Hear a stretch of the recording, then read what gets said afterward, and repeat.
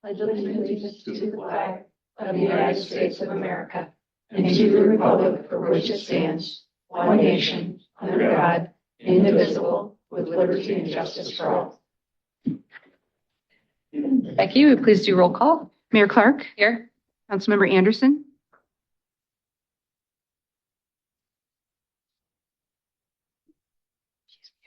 Here. Councilmember, thank you. Councilmember Crone. Here. Councilmember Grove. Here. Councilmember Lyon. Here. Councilmember Pierce. Here. Agenda item D is open forum. Open forum is the time for anyone here tonight to address the council on any subject over which the council has the authority to act, or on any item on the agenda other than a public hearing.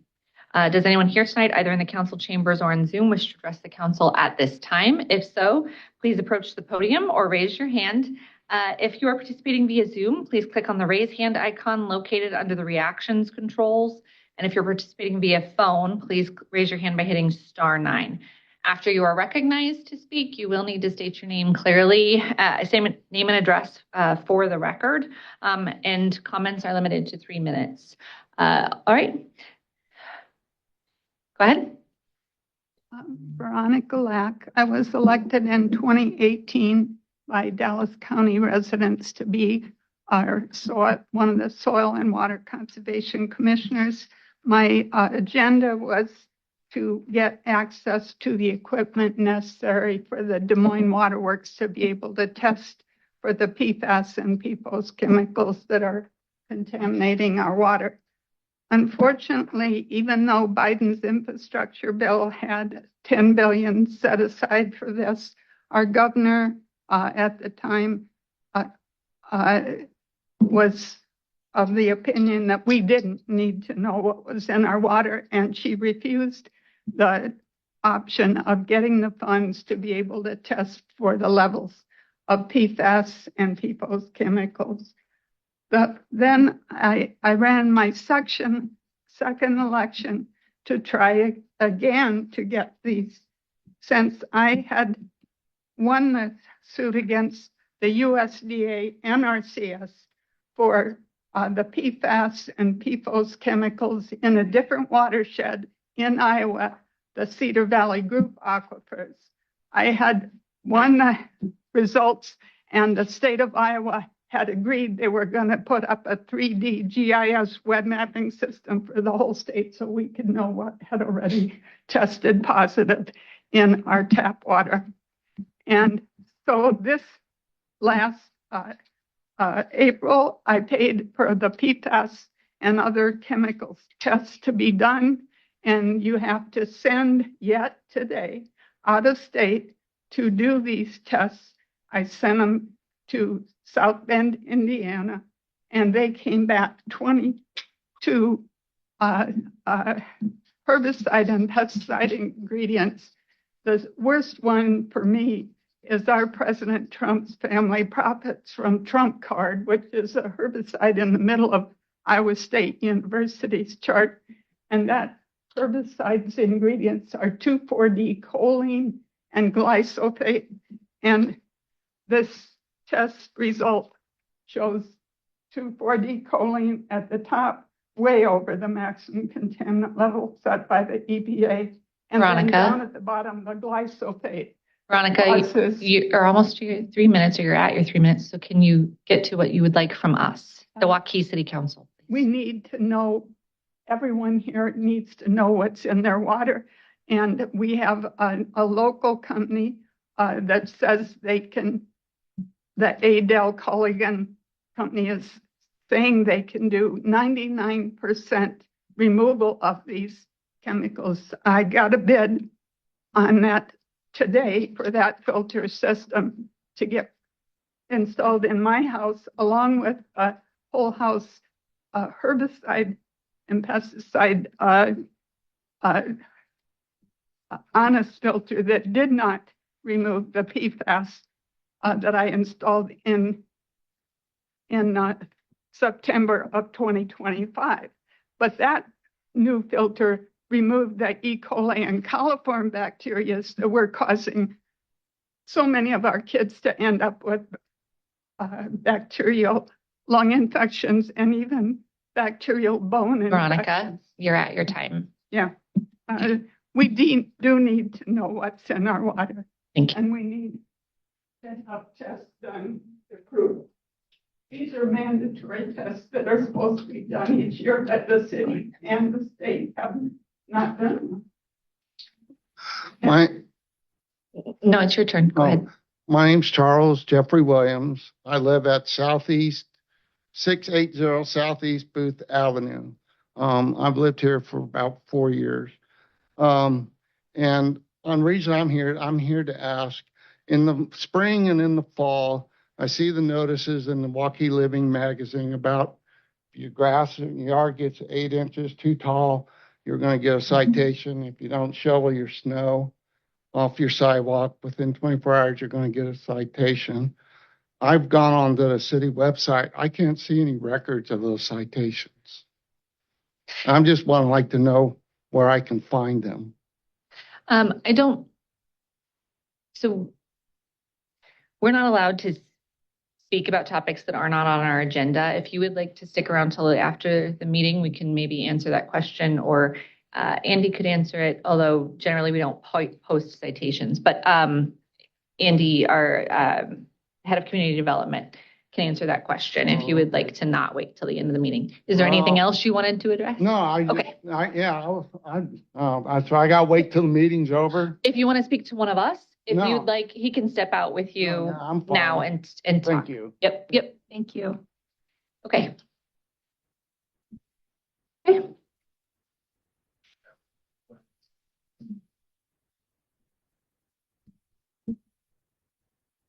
My name is Jonathan Auberg. I'm a constituent of Des Moines, Iowa, and I was here to talk about the city's agreement with the corporation Flock Safety. I would like to request an extension to my time to 5 minutes for parity with the procedures at West Des Moines City Council to talk about our civil liberties some more. We limit to 3 minutes, particularly when we have multiple, but please go ahead, and you can always wait after the meeting and speak with us more. Sure. So I conducted an investigation of the city of West Des Moines and their use of surveillance technology through a lot of Chapter 22 requests. And during the wait, there were a lot of interesting findings. I actually have 40 plus findings, and the media in Iowa, none of them ever even asked to see my the evidence I received from the government, which I thought was kind of dubious. And so I think more people need to hear about it. I started a website to try and get my findings out there, dsmsentinel.org. And so I actually filed a complaint with the Attorney General last week about that company, Flock Group, doing business as Flock Safety. And also, there are other parties involved. It's really not just about them. And I'm not an attorney. I can't say if anything was lawful or unlawful. It's not my place. But a lot of civil liberties groups who thank me, the American Civil Liberties Union of Iowa thanks me for my investigations I do into these kinds of $8 billion surveillance corporations. And this is something that really concerns me, this level of surveillance, all these automated license plate readers that use artificial intelligence to catalog our vehicles.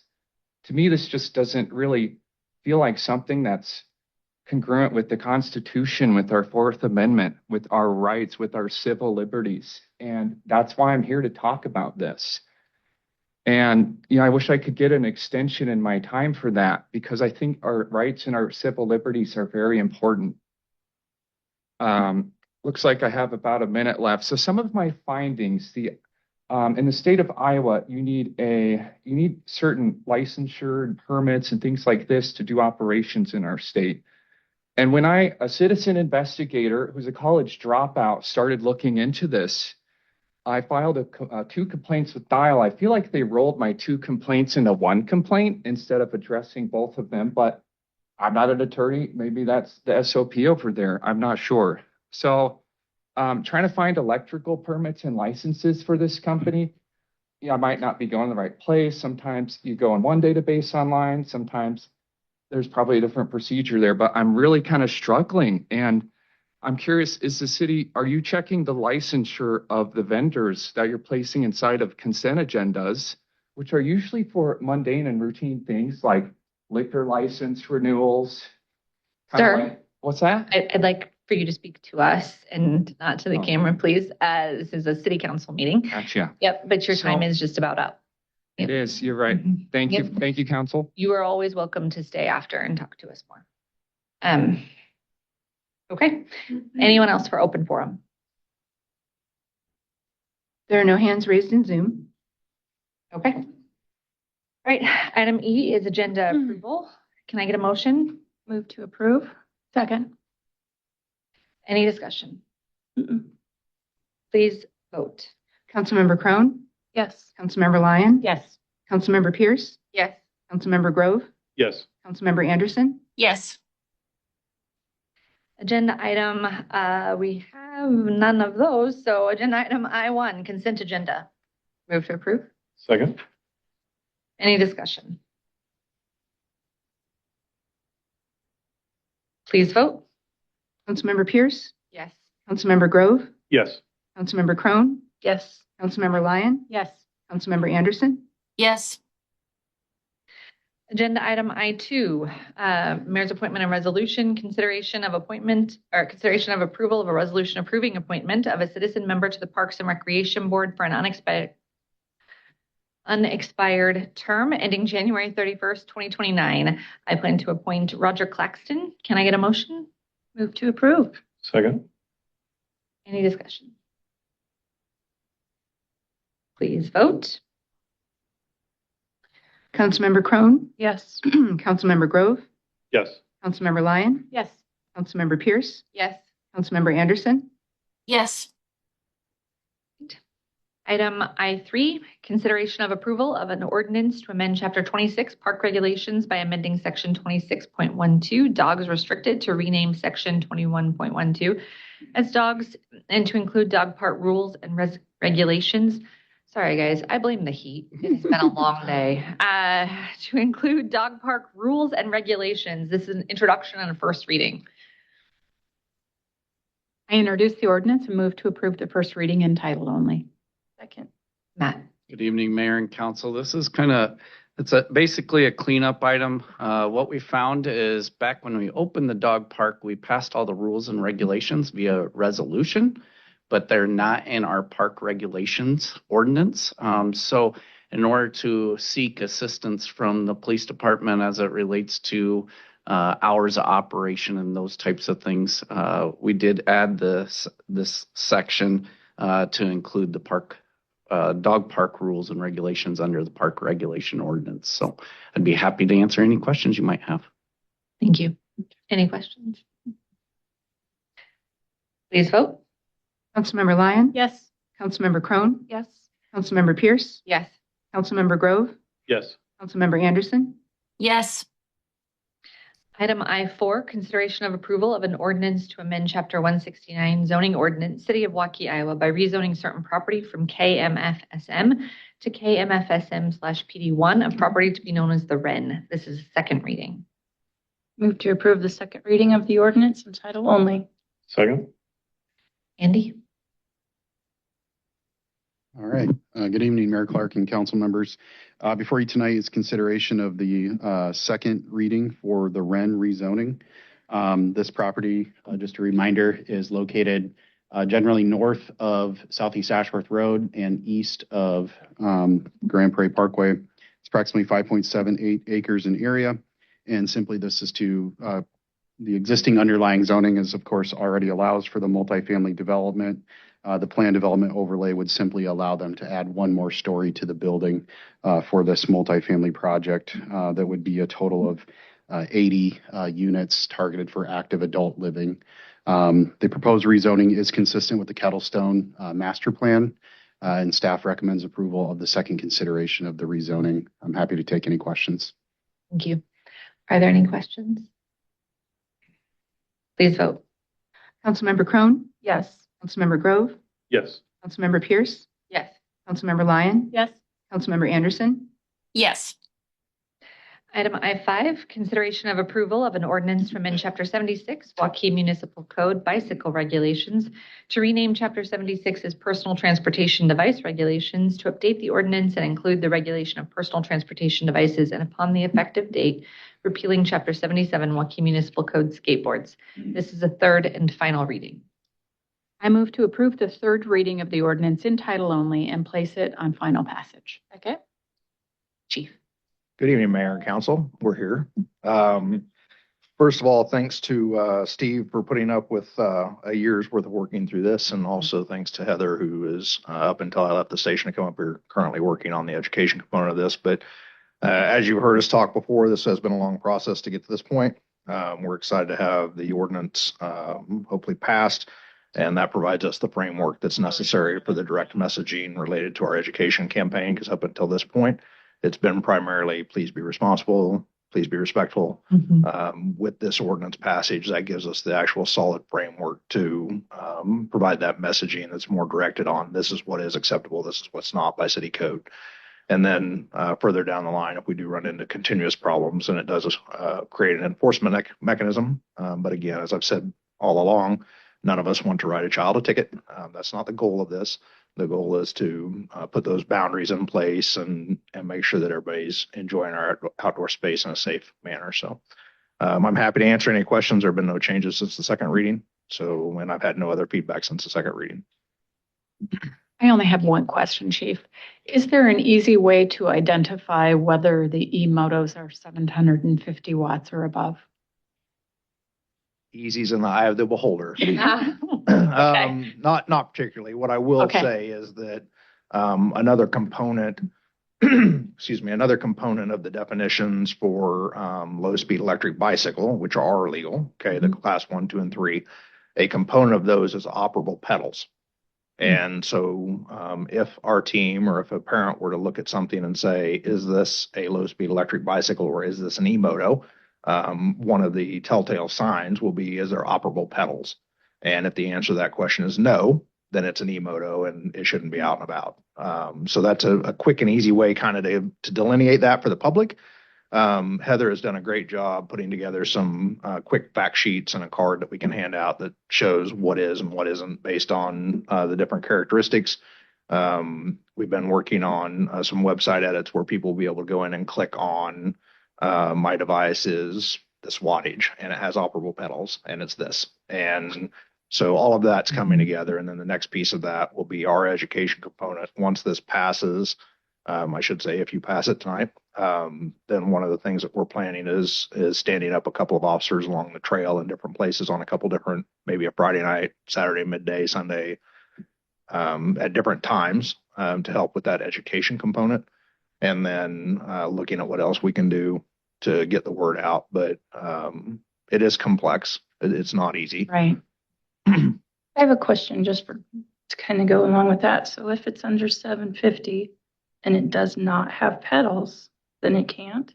If it's under 750 by our code, it depends what it is. Yeah. Okay. By our code, for instance, the electric scooter is under 750, does not have pedals, and they can operate that.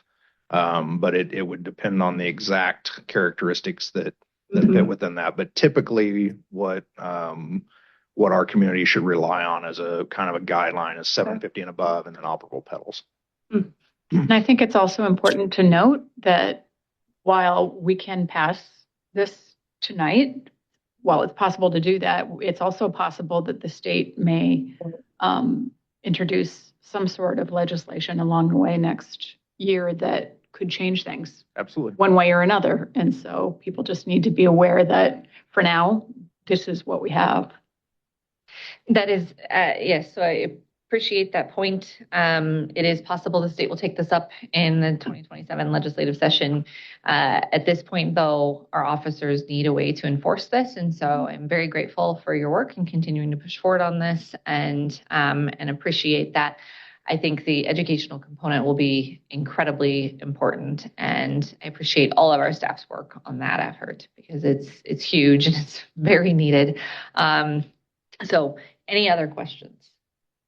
No, I was just just a brief comment. I know I talk on this every time. Just a brief comment. As long as this process has been, especially for you, over the last year plus, I thank you greatly for starting it when you did, because there are certainly our counterparts in the metro that are just getting started, Right. or just figuring out that they have a problem. And so to be ahead of it is what is going to save people from getting hurt. And so I appreciate you doing that, and taking the initiative. I know it was a begrudging process at some point, but it was necessary, and we had to work through some of the things we had to work through to get where we are, and there may be additional things we have to work through in a year from now.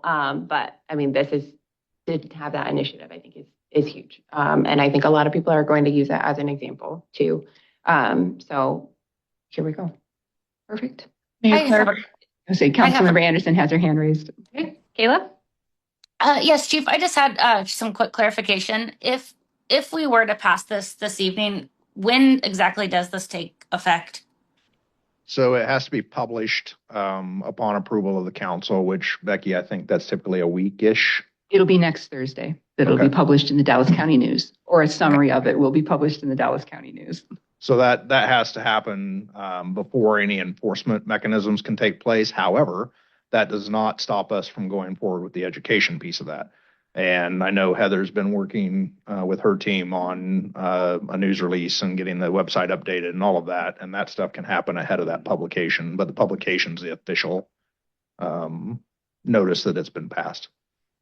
And then, like, for an example, if one of your team were to give like a warning to somebody writing something that is no longer appropriate, do we have kind of that, like, a plan of how that's handled in the beginning while this education is getting out, to notify, like, let's say a parent, for example? Or how do you handle that if you just run across a minor along a trail or a sidewalk?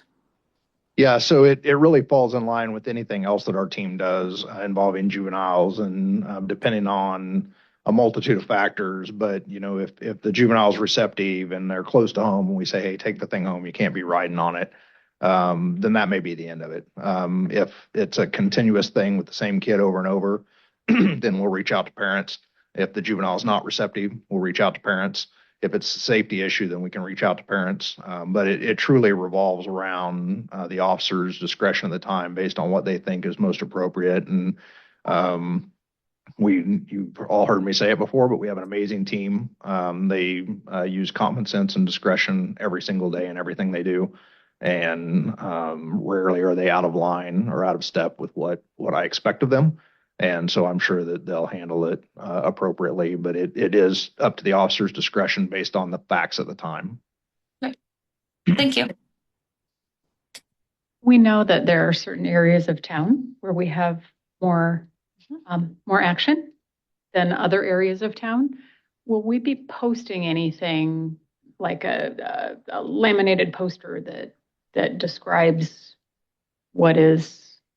Not really very easy to post those things. We can put signs at, for example, parks and on trails, but at a street corner, they're not going to see it, and it's not really. But I think you've spoken about, being able to not just have the educational component, but having officers through that educational period posting at some of these areas where we have more issues, and speaking directly with kids who are, for lack of a better term, violating and moving forward from there. Any additional comments you'd like to make on that? No, I would echo that. That would be part of our focus on the educational piece, where we put people out along the trails. Maybe we put them out in an area where there's a lot of activity and explain to the children why this decision was made and what needs to happen next. Our team is pretty good about explaining the why behind what we're doing, rather than just saying you can't be here. And I fully expect that to be part of that education campaign. And then, of course, as we go back to school, we worked with the school district last year on this topic. We made a video with the school district on this topic. They're willing to send out information for us, and I have no doubt that relationship will continue, and we'll continue to work with them on making everybody safe. And ultimately, to Counselor Pierce's point, we don't want to see somebody seriously injured or killed on one of these. And we want to get some guardrails in place before that happens. and we need parents to help us do that. But this provides that framework. Thank you. Thank you. All right, please vote. Councilmember Lyon? Yes. Councilmember Pierce? Yes. Councilmember Crone? Yes. Councilmember Grove? Yes. Councilmember Anderson? Yes. Item I6, consideration of approval of an ordinance for the Division of Revenues under Section 403.19 Code of Iowa for the Waukee Consolidated Urban Renewal Area 2026 ordinance parcels. This is also a third and final reading. I move to approve the third reading of the ordinance in title only and place it on final passage. Second. Nick? Thank you, Madam Mayor. This is a change to our existing urban renewal TIF ordinance for the consolidated area. It covers 2026 additions as well as projects that we know are coming in the near term. Those projects are highlighted in yellow, and there's been no changes since the previous two readings, but happy to answer any questions. Thank you. Any questions? All right, please vote. Councilmember Grove? Yes. Councilmember Crone? Yes. Councilmember Lyon? Yes. Councilmember Pierce? Yes. Councilmember Anderson? Yes. Item I7, the crossing at Alice's Road, Plat 6, Hy-Vee Waukee expansion at 1005 East Hickman Road. Item I7A, consideration of approval of a resolution approving final plat. Can I get a motion? Move to approve. Second. Melissa? Good evening, Mayor and Council, and I'm going to go ahead and present on both the final plat and site plan at the same time. The owner and applicant is Hy-Vee Inc. The property is located west of Northeast Alice's Road and north of Hickman Road. It contains 12.84 acres in area. It is zoned C-1B, large-scale commercial district. The existing grocery store building was constructed in 2013, and then in 2019, they added the aisles on line structure within that parking lot just north of Northeast Venture Drive, the private street. A previous site plan was approved for the expansion of Hy-Vee, but nothing has been built since that was approved. The current project includes an addition to the existing grocery store building. To the next slide there so you can kind of see what they're doing on there. So the addition will include an aisles online and pharmacy pickup just to the west of the building, and then also additional loading docks at the northwest corner of the building. The proposed addition is just under 5,000 square feet in area, and then the existing aisles online structure will be removed from the site, and that area will be returned to standard parking stalls. The new loading dock area will include separate driveway access for trucks along the west side of the site. They will also add landscaping just to provide screening along both the west and the north sides of the site there. The final plat includes combining, there's an unplatted parcel that part of that parking lot exists on right now. You can kind of see the line on there. So it'll just plat that whole lot that exists where the Hy-Vee store is on today, and then the unplatted parcel into one large lot. And that, again, is 12.84 acres. No changes are proposed to the existing access points into the site. Those will all remain. The proposed site plan will add a total of 24 parking spaces. Parking requirements are being met. Landscaping requirements are also being met, including those landscape buffers that I talked about. The building elevations, they're proposed to match what is existing. They're to be constructed mostly of brick, precast concrete panels, EIFS, and glazing. Staff recommends approval of both the final plat and site plan, and I'd be happy to answer any questions. Thank you. Are there questions? My only question is, can you speak a little bit more about traffic flow and vetting of that process, given that there have been issues with that in the past on this site? Yes, so the traffic, as far as, are you talking mostly for the trucks or just in general? Both. Okay, so the trucks will access the, so let me go here. So this area at the northeast corner, or sorry, the northwest corner, that's the additional loading docks. They have some existing ones right here. So that'll still remain over there on the northeast corner. This will be only for truck traffic right here. And of course, emergency vehicles, if they need to access it, are able to access it as well. they can go in off of the access off of Alice's Road through here, or I believe potentially off of this drive. There's aisles that there. And then the parking lot that is, so that existing Aisles Online building is right here approximately. They're just returning those all to drive. So you'll be able to drive all the way through those drive aisles and then just returning them to normal parking stalls. And they'll likely have the truck area marked truck entrance or something. Yes, it is only for That'd be truck typical. access only. There's Right. not, yeah. And then the access, so right now, like the front of the building has that drive aisle for like the pharmacy. That is going away and they're putting like parking, there's some parking spaces and whatnot. So only these to the west of the building will be the drive aisles for both the pharmacy and for the Aisles Online pickup. Same access for both. There's different lanes, but so there's two going into it, and one will be the Aisles Online, and one will be the pharmacy. Okay. And then once you pull through, it'll be marked which one you're supposed to be in for each. And I believe And then there's they exit the 3. same way. And then they exit out the same way on the Okay. south side. Okay. Other questions? Thank you. That'll be nice for those employees that have to do that in the bad weather. All right, please vote. Councilmember Crone? Yes. Councilmember Pierce? Yes. Councilmember Lyon? Yes. Councilmember Grove? Yes. Councilmember Anderson? Yes. Item I7B, consideration of approval of a resolution approving site plan. Can I get a motion? Move to approve. Second.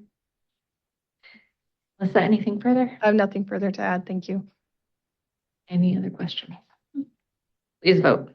Councilmember Pierce? Yes. Councilmember Grove? Yes. Councilmember Crone? Yes. Councilmember Lyon? Yes. Councilmember Anderson? Yes. Agenda item J is reports. Nick? No report.